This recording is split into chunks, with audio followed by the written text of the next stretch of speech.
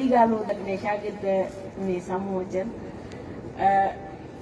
अॼु जेको आहे पहिरें त मां ज़ाहिदा खे मुबारकबाद पेश कंदसि हिन किताब जे अचण जी, ऐं हिकु जेको बि उन सोचियो आहे, जेको बि उन सम्झो आहे, जेके बि उनजा एक्सप्रेशन्स आहिनि उनखे हिन किताब जी सूरत में पेश कयो आहे सभिनी जे साम्हूं।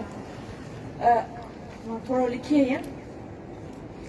हैरत जी ॻाल्हि आहे त अदब जेको आहे, जेको लिखियो वेंदो आहे नाविल में, कहाणी में, इन में उनखे कॾहिं बि तारीख़ जो उनखे तारीख़ी असां हवाले तौरु न पेश कंदा आहियूं। तारीख़ में कॾहिं बि तव्हां कंहिं जीअं सांगड़ नाविल आहे उनखे अगरि तव्हां हिस्टोरिकल रिसर्च में कंदो त उहो एक्सेप्ट न थींदो आहे। फिक्शन हमेशह अलॻि हूंदो आहे तारीख़, पर इहा अलॻि शइ आहे। अदब तारीख़ जो हिसो न हूंदो आहे, पर अदब ख़ुदि हिकु तारीख़ लिखंदो आहे। अदीब जॾहिं कलम खे ज़बान ॾिए थो त उहा ज़बान वक़्त जे हुकुमरान खे चाहे उहो कॾहिं बि हुनखे ख़ामोश नथा कराए सघनि।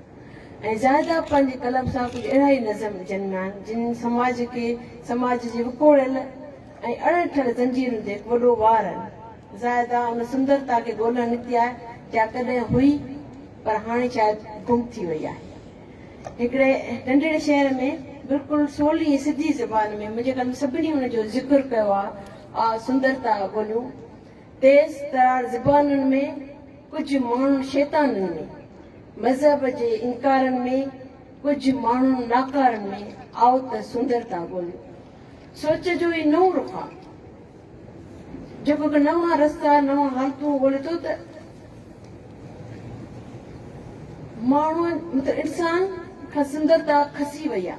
यानी जिनखे सुंदरता खां खसी उनखे शैतान ठाहे वियो आहे, या ॿिए तरफ़ मज़हब जो कहिड़ी उपटार कई वई आहे जो माण्हू उन खां इनकारी आहिनि। इन करे इन समाजी अणबरबारी जे खे जेको आहे इन इंसान जी नए रूप खे दायदा सभिनी खे जेको आहे उहो कोठ ॾिए थी त अचो सभु गॾिजी उन्हनि में सुंदरता ॻोल्हियूं त आख़िर उहे माण्हू जेके अॼु असांखे शैतान नज़र अची रहिया आहिनि, समाज उन्हनि सां कहिड़ियूं कहिड़ियूं नाइंसाफ़ियूं कयूं आहिनि जिन उन जे अंदरि जी सुंदरता खे ख़तमु करे छॾियो आहे। अॼो त अॼु असां उन्हनि जी सुंदरता खे ॻोल्हियूं, उन्हनि माण्हुनि खे जेके बिग़ैर असांखे अॼु शैतान नज़र अची रहिया आहिनि, पर उहे समाजी हालतुनि जी उपटार कयूं, उन समाजी हालतुनि खे ॻोल्हियूं जिन उन्हनि खे अॼु अहिड़ो करे छॾियो आहे। ॿिए तरफ़ जेका आहे उहा ज़ाहिदा हिकिड़ी ॿी तारीख़ी शइ खे ते बि ॻाल्हाए थी, जंहिंमें अक्सर असांजा शाइर हज़रात जॾहिं ॾाढो तारुफ़ी अंदाज़ सां, ॾाढे सहर अंगेज़ अंदाज़ सां चवंदा आहिनि त मां तुंहिंजे नक जो बूलो हुजां, मां तोसां सॼी उमिरि गॾु हुजां, मां तुंहिंजे ॻिचीअ जो हार हुजां, मां तुंहिंजी चूड़ी हुजां, तोसां गॾु चिड़का, उन्हनि सभिनी शयुनि खे ज़ाहिदा हिकु तारीख़ी ग़ुलामी जो बदिलियल तसलसल ॾिसे थी।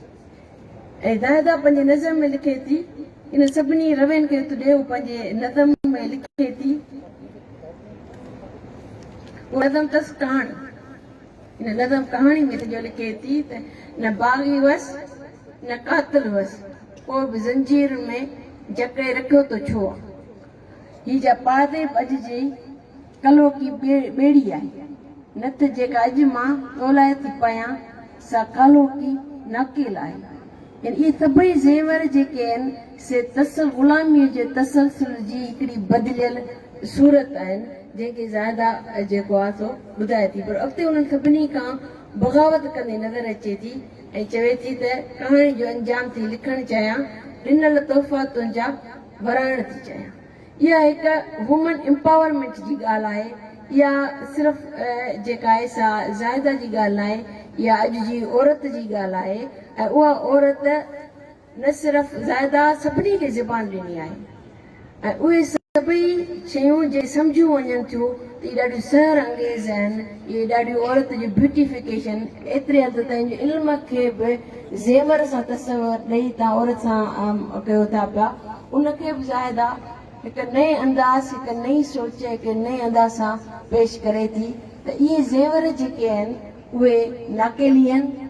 उहे जेके आहिनि औरत खे तव्हां उन्हनि शयुनि में क़ैद रखणु चाहियो था, पर मां हाणे इल्म जी दौलत सां पंहिंजो पाण खे मालामाल करण थी चाहियां। इहे सभई ज़ेवर तोखे वापसि थी करणु चाहियां। इहे हिकु ॿिए नज़म में हिकिड़ो ॿियो नज़म जेको आहे उन में दायदा जेको आहे उहो आहे उमिरि जे हवाले सां। उन में दायदा जेको आहे पंहिंजो अक्सर चयो वेंदो आहे, इहा बि हिकु तिन्ज़ आहे त औरतूं पंहिंजी उमिरि लिकाईंदियूं आहिनि, औरतूं न आहिनि ॿुधाईंदियूं, ऐं जॾहिं कंहिंखां उमिरि पुछिबी आहे त उन सां गॾु हिकिड़ी स्माइल बि ज़रूरु ॾिनी वेंदी आहे, ॼण त इहा उते दायदा तमामु बहितरीनु अंदाज़ सां पंहिंजी उमिरि थी ॿुधाए। मुंहिंजी उमिरि जी कथ न काई, उब आकाश में तारनि जेॾी, थधिड़ी जेका हीर लॻे थी उन जे प्यार छुहान जेॾी, धरतीअ ते सावका जॾहिं खां उन जे सुगंध उगान जेॾी, गरम हवाउनि बर्फ़ पिघारनि वहंदड़ झीणनि चश्मनि जेॾी, धरतीअ ते साहु खयो जे पहिरियों तिन जे सान पसान जेॾी, मुंहिंजी उमिरि खे छा थो ॼाणो ख़ालिक जे तख़लीक़ ख़्यालनि जेॾी। इहो हिकिड़ो बहितरीनु अंदाज़ आहे पंहिंजी उमिरि खे ऐं उनखे ॿुधाइण जो। इहो उनवान, इहो अंदाज़ लिखण जो, इहो ख़ुदि हिकिड़ो जेको आहे बहावत जो अंदाज़ आहे। ऐं हिकु जॾहिं बि का औरत लिखे थी त ज़ाहिर आहे उहा बि समाज जे सभिनी पहलुअनि खे खणी लिखे थी। उहा रुॻो पंहिंजो पाण या रोअण धोअण जिते नथी लिखे, उहो बि आहे, पर असांजे समाज में जॾहिं बि औरत जो ज़िक्र थो अचे, उहो ख़ासि तौर ते मीडिया में वेठाल माण्हू, मां सभिनी साम्हूं चवंदमि त औरत जो इमेज ठाहींदड़ बि उहे आहिनि त उहे हमेशह रोअण ऐं धोअण वारो कैरेक्टर साम्हूं आणींदा आहिनि। यानी किथे को मरे थो त उते पिटको कंदड़ जेको आहे उहा उते फोकस औरत खे ॾेखारियो वेंदो आहे। यानी असांजो जेको जेंडर रोल ठहे थो पियो, करेक्टर रोल में रोअण जेको आहे सो औरतुनि जो कमु आहे। हालांकि ॾुख आहे, ॾुख कंहिंखे बि थी सघे थो, मर्द खे बि थी सघे थो, उहो रोई सघे थो, रड़ियूं करे सघे थो, पर उते असांजो जेका मीडिया आहे फोकस्ड जेका आहे सा उहा उनखे कंदी आहे।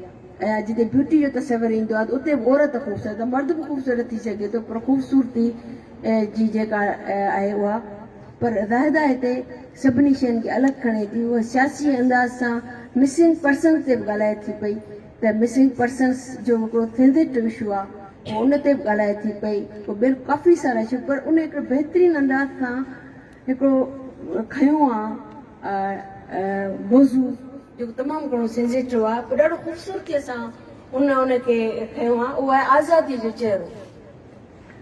आज़ादी जो चहिरो हूंदो अहिड़ो को जो अहिड़ो कारो, ॾंद कढी हूअ मूं ते खिलंदी, बणिजी डाकोला रत पीअंदी, अजगर बणिजी रोज़ हिते उहे लाल माण्हुनि जा गड़काईंदी, चिरपुर जा उहे हक़ खसींदे, कलम पुरे आवाज़ पुरींदे, ख़ौफ़ में वरतल हर को आहे, अहिड़ी आज़ादी मां कीअं जान छॾाए। इहो कहिड़ी तरफ़ तारीख़ जे कहिड़े ॾींहं खे थो पियो इहो नज़म छेड़े, उहो मुंहिंजे ख़्याल में दानिश्वर पाण सोचींदा त इहो कॾहिं कहिड़े पासे थो चए, कहिड़ी आज़ादीअ खां जेको आहे सो असां हींअर जान छॾाइण था चयो, कॾहिं आज़ादी मिली हुई, उहा कहिड़ी आज़ादी हुई। इहो हूंदो आहे शाइर जो ख़ासि अंदाज़, कुझु बि न का और कह बि गए के असां जॾहिं मिसिंग पर्सन सां ऐं ॿियनि मौज़ूअनि सां गॾु क़ौमी तहरीकुनि सां गॾु जॾहिं हिन मौज़ूअ खे पढ़ंदासीं त असांखे लॻंदो थी केॾी न ख़ूबसूरतीअ सां हिकिड़ी वॾी तनक़ीद, हिकिड़ो वॾो जेको आहे ऐं वॾे इशूज़ खे हिते ॻाल्हायो वियो आहे। उन खां अलावा खोड़ सारा नज़म आहिनि पंहिंजा जे ॿिवाटो में बि जेको औरत जे उहा ॾिसो, औरत हिकिड़ी उहा आहे जेका मज़लूम आहे, कारी आहे, जिते हर को ॻाल्हाए थो पियो, पर जॾहिं औरत एम्पावर बि थिए थी तॾहिं बि असां वटि अक्सर शहरी औरत अगरि पेंट पाए थी त एम्पावर आहे, शहरी औरत अगरि हेठि पाए थी त एम्पावर आहे, शहरी औरत जॾहिं हीअ करे थी एम्पावर। इहा एम्पावर न आहे।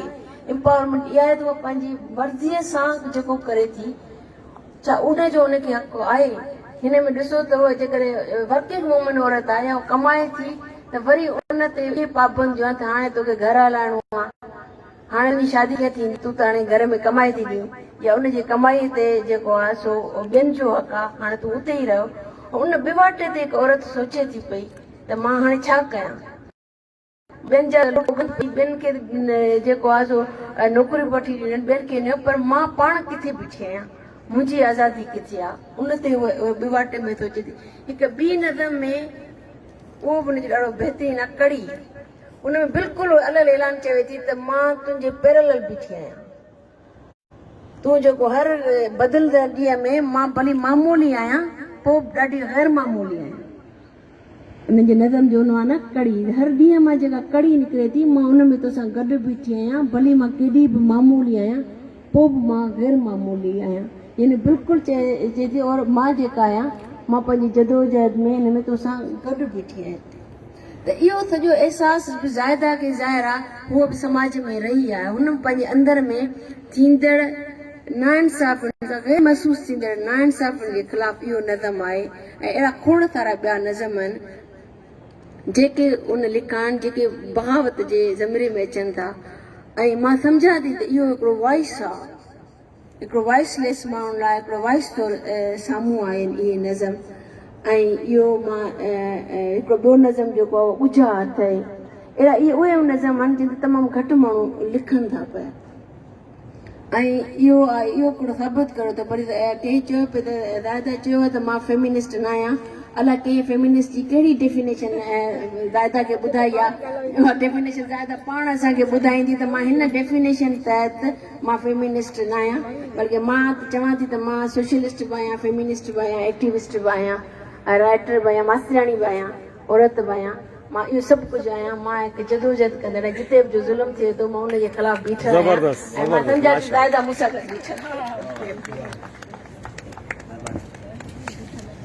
ठीकु आहे, वॾी महिरबानी लख लाइक़ बराबड़ मोहतरमा रिहाना चन्नर साहिबा खे मां ॿुधी रहिया हुआ। ऐं विथी हिकिड़ी अजरकुनि वारे सिलसिले जे हवाले सां असांजा कुझु मुअज़्ज़िज़ महिमान जेके असां वटि हाणे